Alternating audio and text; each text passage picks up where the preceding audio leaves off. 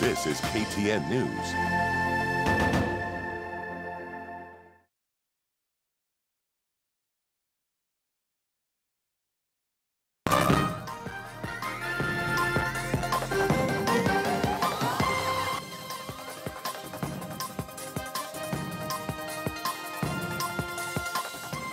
I am Ben Kitilia, the KTN News Center here in the Kenyan capital, Nairobi. Good evening and welcome to the broadcast this Thursday night, the 17th day of May 2018. On the broadcast tonight, we again train our cameras on Kenya's largest hydroelectric power dam, Masinga Dam, and of course following that alert by the government on Tuesday, the dam has filled to capacity and is overflowing back into the River Tana, and of course that has been the basis of our coverage, 70 cubic meters of water being released per second, according to information from the government. We'll focus on that tonight. Ktn Prime begins right now. Let's take a look at the top stories tonight. Return to work deal. The flag is up. Masinga Dam begins to overflow following government warning. Baba ameniua. Akamwambia kwani nini mbaya? Akaniambia baba amenikatakata na panga. Plus, father slashes his 3 children with machete after domestic quarrel with his wife. Sio sawa watu kukua wakiengage katika hii biashara, manake kwetu inakaa ni kama human trafficking. And Nairobi is out of bounds for beggars as crackdown begins in the central business district.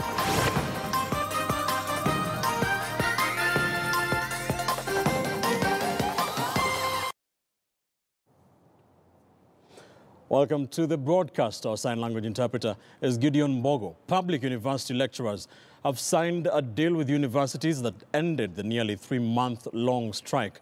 According to the deal signed a few moments ago, the lecturers will return to work with immediate effect and are protected from any form of victimization. IPCCF will continue following up with the government on the outstanding employer pension component for the collective bargaining agreements for the financial years 2010-2013 and 2013-2017.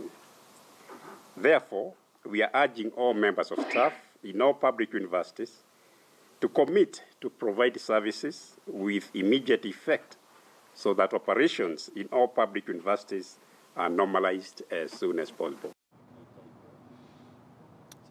Breaking news tonight, end of that strike after nearly 3 months. We are keeping an eye on that developing story for you.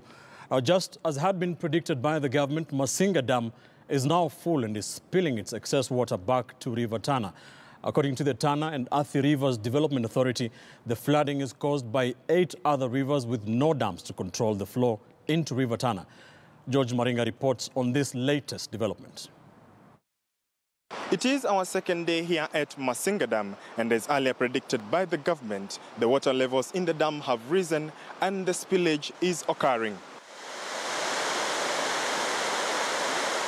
The increase in water levels is attributed to increase in flow of water in Tana River, which feeds Masinga Dam and is later spilled back to Tana River. However, it has caused a debate, with many asking, is Masinga Dam really causing the floods witnessed in Tana River and Garissa? We did speak to the managing director of Tana Water Services, who actually cleared the air for us by saying that there are 8 more rivers that do not have dams, and these are the 8 rivers that flow into Tana River and thereby causing floods in Garissa and Tana River. This dam was constructed in 1982. That's the time it was commissioned. As you can see it now, maji imejaa kabisa at the level of 1.5 billion cubic of water. That's huge water. Lakini it was set in such a way that it cannot destroy the wall, the dam wall. The way you are referring that the dam wall is in a burst. It cannot burst. It will not burst. It has never bursted and will never be. Hii maji ikiwa mingi sana, mingi kabisa. Ikiwa mingi kabisa, there's an extra emergency spillway upstream there, near the trees up there. It has never been used any time. This has never reached the maximum, so that we open the other one. It has never been used. Sahi Kebere ilianza kuspill 3 days back. Lakini hapo before it started spilling, huko chini kuna mafuriko. The time it started, Kiabere started about a month back, it started spilling. Said 1 week before it started spilling, kulikuwa na mafuriko downstream in the Tana Delta. The issue now is ni nini? Sababu if it is not spilling, there is no cause of flooding based on the upstream dams. Hizi tano. The difference, I want people to know, all over the country, I want people to know very, very clearly that the mafuriko ile yuko chini Garissa, yuko Tana Delta, the cause of that is not here. This water is very true. The cause of that, because this water is managed. It's managed all the way up to Kiabere. But downstream of Kiabere, hapo chini ya Kiabere, kuna mito 8 kubwa sana. Ile inatoka the eastern side of Mount Kenya na Nyabene Hills, all of them. Very huge rivers. And these rivers are not tapped by any dam.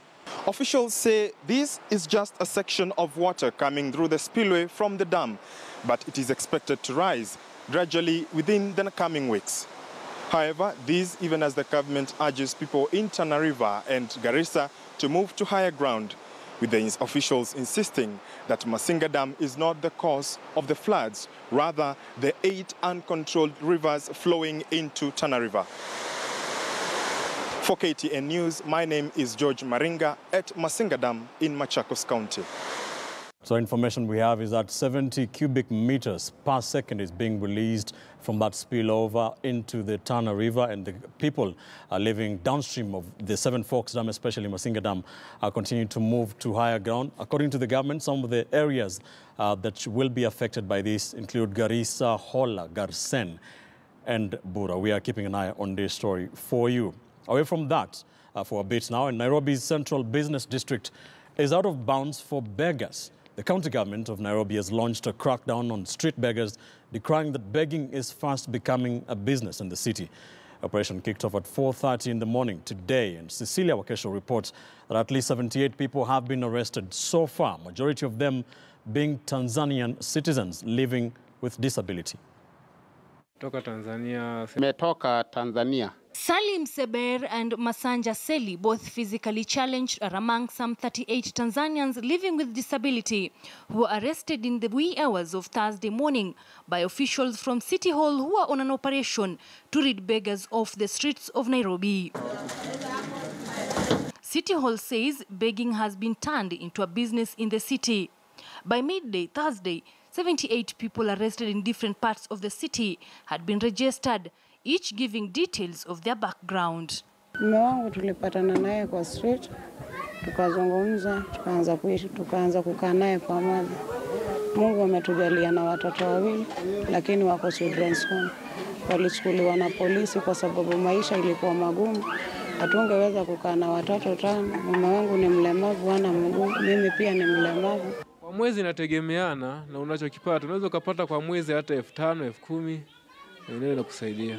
Mnachokipata mnakigawanyisha, mnakula, kingine mnatumia watoto nyumbani, kingine kinachobakia mnalipa kodi ya nyumba. The elderly, children who ought to be in school, men and women, Waithaka Social Hall in Dagoretti South was their new home. Department of Social Services at City Hall that led the operation has vowed to comb every corner to resolve the menace, with the majority of the families citing Shauri Moyo and Kariobangi as the hideouts. Na tutakuwa tunawasiliana na serikali ya Tanzania ili tuone ni vipi ambavyo tutawaregeshea wananchi wao kwa unyenyekevu sana, kwa sababu sio fair kuipa jiji la Nairobi mzigo kama huo. Kuna mlemavu yeyote Mkenya ambaye ameregister na National Council for Persons with Disability anaruhusiwa kukua ameketi kwenye tarmac Nairobi, anafanya kazi ya kuombaomba. Some families resisted the move that has seemingly been a headache to the past Nairobi leadership. Nairobi City County government has been on the spot time and again for being lethargic in dealing with street families who are often said to contribute to surge in crime in the city. Only time will tell if this operation will be successful this time round. Cecilia Wakesho, Ktn News. Turning our attention to a bizarre and sad incident. 3 children are nursing serious injuries after their father turned on them and slashed them following a bitter domestic quarrel. with his wife. The bone of contention was failure by his wife to return home before midnight after attending the famous disco Matanga in Musungu village, the county of Kakamega. When Lucy Mwema left to attend Disco Matanga, a special night funeral fundraising, she did not anticipate what would befall her family early in the morning after defying the orders of his husband to return home before midnight. Now her two children, one aged 4 years and the other 9 years old, are fighting for their lives in Moi Teaching and Referral Hospital in Eldoret. Her husband, Johnson Mwema, a butcher aged 36 years, turned his anger on his 3 children, slashing them with a panga at the crack of dawn. He was angry that their mother and his wife returned home past midnight, contrary to their earlier agreement. Kapata mtoto amelazwa hapo, anafahamu, bleed. Nikamuuliza nini mbaya, mtoto akaniambia mama, baba ameniua. Nikamwambia kwani nini mbaya, akaniambia baba amenikatakata na panga, baba ni mgonjwa, anapika manduru, anagonga kila kitu kwa nyumba. The decision to transfer the 2 of the 3 hospitalized children to Moi Teaching and Referral Hospital was taken after doctors felt that Malava Hospital, where the children were being treated, could not handle the magnitude of the cuts. Mke wake alimwacha akaenda shughuli za matanga, zinaitwa disco matanga. Mzee alibaki peke yake kwa nyumba, na pengine masaa ya usiku akastuka yeye yuko peke yake na watoto peke yake, na sijui ni shetani mgani, kwa maana alichukua panga akaanza kukatakata wale watoto 9. Alimkatakata mara nyingi kichwa na miguu yote miwili, alafu akamkata pia mkono upande wa kulia. The butcherman is still in police custody, awaiting to be arraigned in court. Relatives say he was a violent man and had previously attempted to butcher his family. Si wakati ya chana peka yake. Siku moja tulimpata Shinyalu kama ametoa manguo. Wakashika yeye, wakapeleka Kakamega hospital. Kakaa huko, wakamwambia wachana pombe. Kifua yake haiwezi kubeba pombe. Alafu akikunywa pombe anaona vitu kama mashetani. This comes a day after a young man aged 25 clobbered his 2 parents to death in Siritanyi, Kandui constituency in the neighboring Bungoma County. He then attacked and killed one of his neighbors who responded to the distress call of the dying mother. The subject was later lynched by members of the public. Willie Lusige, Ktn News, Malava. A floods watch, and flooding has wreaked havoc in the county of Mandera, with reports of loss of life and property. Stanley Mbichu has just returned from Libley in Mandera and now reports on the efforts of residents there to rise above the effects of the wrath of Mother Nature. A tale of the wrath of Mother Nature in Mandera County. A father has lost his child to the ongoing heavy rains. 13-year-old Abdia Birik. The children left in the morning at 9:30, and they were after their goats. And then by 3:30 p.m. I was told that the children have drowned. And then I went there, and the whole village we went there, and then we had to go into deep, and then we were unable to remove one after the other. And he is not alone. His neighbor has also lost a 14-year-old child, Binta Ibrahim. The 2 children drowned while they were herding their father's cattle. It was an incident which happened we were not expecting. And it is by God's grace that it happened like that. The destruction is not confined to human life. During the recent heavy rains in Mandera County, over 700 acres of agricultural farmland was submerged. It has paralyzed the economy here. Na sahi hakuna kitu chochote tuko nayo. Na wakati tunatoa ile chakula tulikuwa tunatoa shambani, tulikuwa tunapeleka Mandera kuuza. Ndio tulikuwa tunalipia watoto wetu school fee. Na sahi hakuna kitu tuko nayo. What we are seeing here is a replica of what we will see in Kalalio, what we will see in Gadudia, and what we will see in other areas. Therefore, we need a sustainable solution to these perennial floods and havoc caused by the rains. This is Libley Farm, Mandera's food basket. Ordinarily, crops such as maize, cowpeas, onions, tomatoes, kales, watermelon, pawpaws, and bananas are grown here. It is a different story now. Mbeleni tulikuwa tunapata kitunguu na shilingi 30 ama 20. Sasa hivi benye mvua ilionyesha na mfuriko ilikuwa mingi, tunapata kitunguu na 150 shillings, 150. Na wananchi wameshinda hata kununua. And the effect on prices of food items has been immediate. Hakuna kitu inauza, watu wataumia na njaa. Yes, tunataka serikali asaidie serikali sini inasaidia maskini yake. With the food crops destroyed, locals here are wary of food scarcity should the heavy rains continue. I intend to support them through the distribution of mosquito nets, because mosquitoes have become a menace in this part of the constituency. In the neighboring county of Garissa, one man has been reported dead after the rains caused havoc.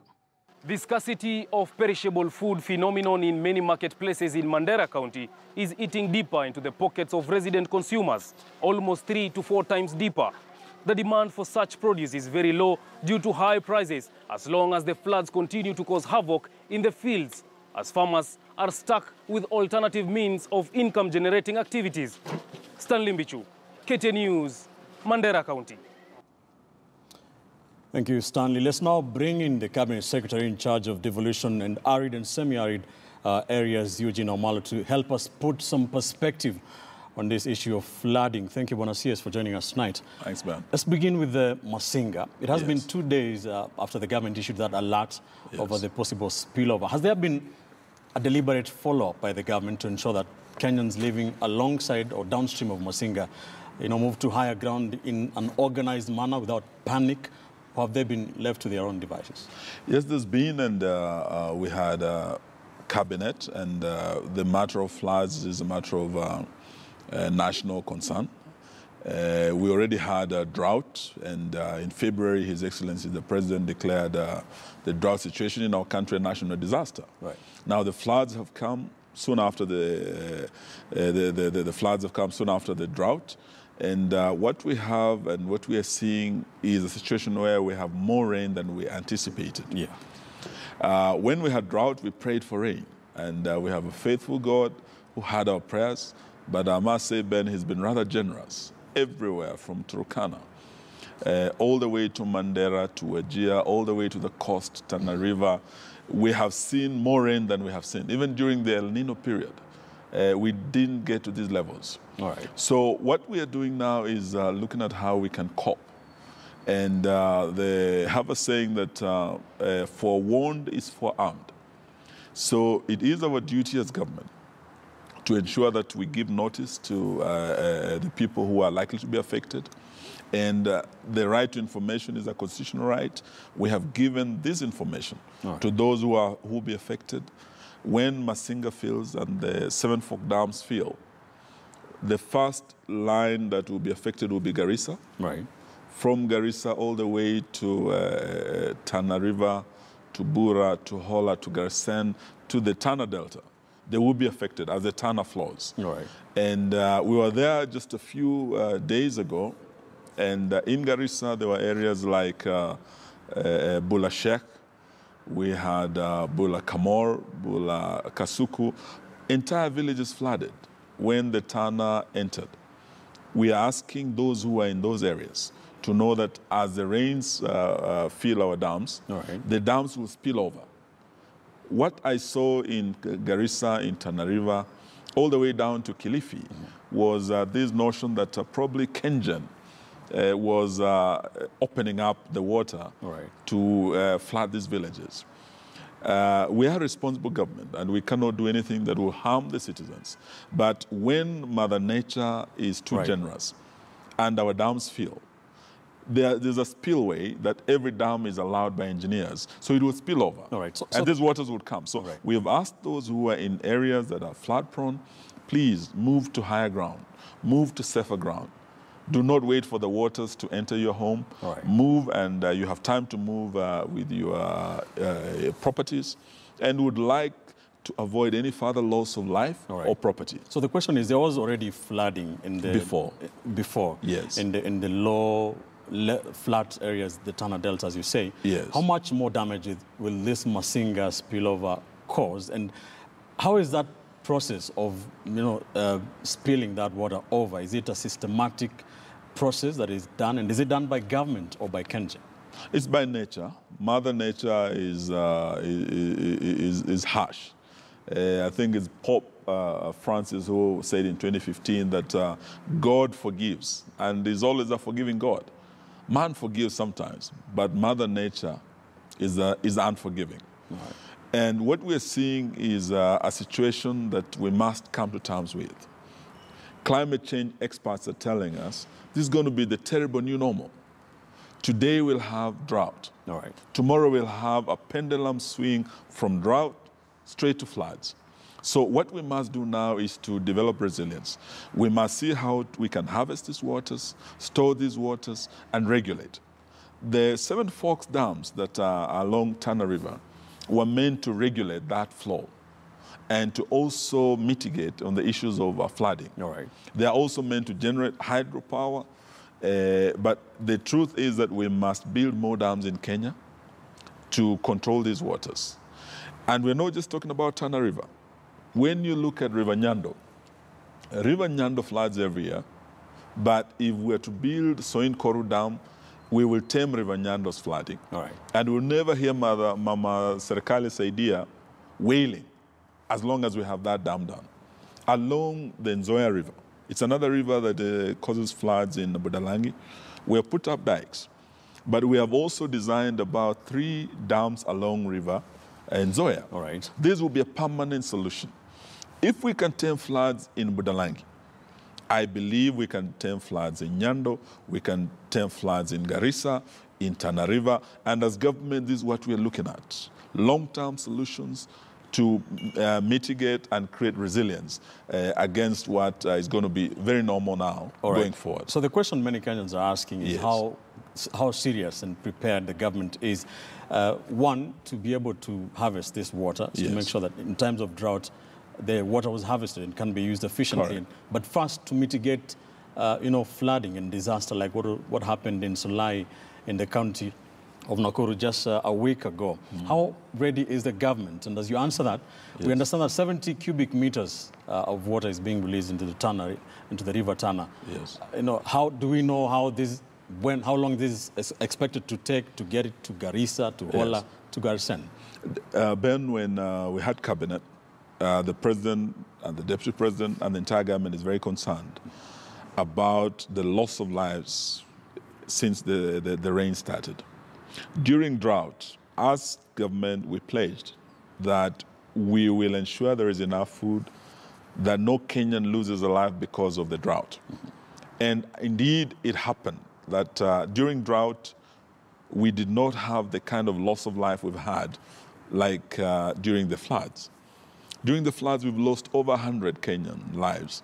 We have had over 300,000 Kenyans displaced by floods. In some areas, when you go to Tana River, entire villages were submerged. Now, these are issues that we must look at in terms of long term. How do we avoid this? And in some areas, we'll have to make painful decisions to say these flood-prone areas will not allow Kenyans to continue living here and experience. We must move them to better grounds. Other areas, we must say we must build dikes, the way we did in Budalangi. The dikes are holding, and people in Budalangi are not losing property or life. So these are some of the solutions that we are going to look at. But also, during the colonial period, Ben, you and I are young, we never saw this, but the colonialists were very strict. They say 30 meters to the riverbank. You are not allowed to plow that land or to build. So we must come to a time when we must tell Kenyans, if you are 30 meters to a riverbank, you must move. And we must make this mandatory, and we must enforce it. To do this, we must work together as national government, together with the county governments, because we must ensure that coordinated, we can prevent. They say prevention is better than cure. It is doable. My last question to you, Bwana CS. Are these dams, especially the larger ones, subjected to thorough, independent statutory inspections? And can you assure Kenyans that these dams are structurally sound? Yes, I can tell you that for any dam to be built, we have several authorities, institutions created by government, first of all, to ensure public safety. Right. And we'll have NEMA, we'll have WARMA, and all these institutions that will be involved. But also, truth be told, we have had some private dams built by Kenyans on their private properties that now, with the situation arising in Solai, we must say it's about time to assess all dams, and the safety aspect must be looked at. Right. So we don't want to probably speculate about this, but we must say a Kenyan life lost is a loss to the entire nation. We must do everything to prevent that, and prevention is better than cure, and we must bring professionals on board whenever we are doing whatever we are doing to develop our water, irrigation infrastructure, to ensure public safety. Right. So these are lessons, painful lessons that we must learn from this, right, but also come to terms with the reality that climate change is a reality, is a terrible new normal, is going to be here with us. Right. And we must develop resilience, and we must adapt to it. All right. Yes. Thank you so much, Bonasias, Thank you. for talking Thank you, to Ben. us tonight and coming to Ktn Prime. The CS in charge of devolution and arid and semi-arid lands, that is Eugene Omala, talking to us about the flooding in the country, especially the Masinga spillover. Of course, we shall continue to report to you on that. Our man, George Maringa, will continue to keep an eye on the situation there. Thank you for staying with us here on Ktn Prime. We'll take a quick commercial break. We'll be back shortly with more for you.